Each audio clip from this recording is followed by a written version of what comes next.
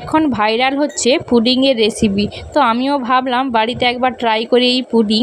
তো দেখো কিভাবে আমি করেছি তোমাদের দেখাই। তার জন্য সবচেয়ে জিনিস যেটা লাগে সেটা হচ্ছে আগার আগার পাউডার। ওইটা আমি অনলাইন থেকেই কিনে এনেছি, তো দামও ভালোই নেয়। তো এই দেখো প্রথমে আমি একটা ডাবকে কেটে নিয়ে তার থেকে জলটা বের করে নিয়েছি, আর ডাবটাকে চিড়ে নিয়ে ওর ভেতরে শাঁসটাকে সরু সরু পাতলা পাতলা করে কেটে নিয়ে রেখে দিয়েছি। তারপর দেখো গ্যাসের মধ্যে একটা কড়াই বসিয়ে দিয়েছি।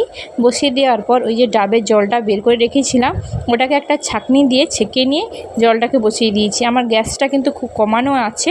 তারপর কিন্তু আমি আগার আগার পাউডার 1 চা-চামচকে জলের মধ্যে গুলিয়ে রেখেছিলাম, ওইটাকে আস্তে করে দিয়ে ভালো করে নেড়ে চেড়ে মিশিয়ে নিয়েছি। তারপর দিয়েছি হচ্ছে স্বাদ মতো চিনি দিয়ে ভালো করে একটু ফুটিয়ে নিয়েছি। ফুটিয়ে নেওয়ার পর বেশিক্ষণ ফোটাইনি, তা একটুখানি অল্প সময় ফুটিয়েছিলাম।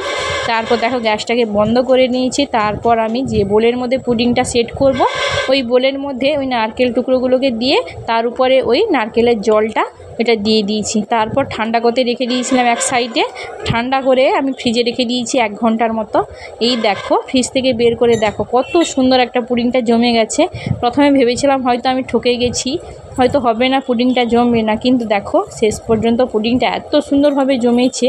আর দেখতে যেমন সুন্দর, খেতেও কিন্তু ভীষণই সুন্দর। এই গরমে ঠান্ডা এই পুডিংটা কিন্তু ভীষণই মজাদার।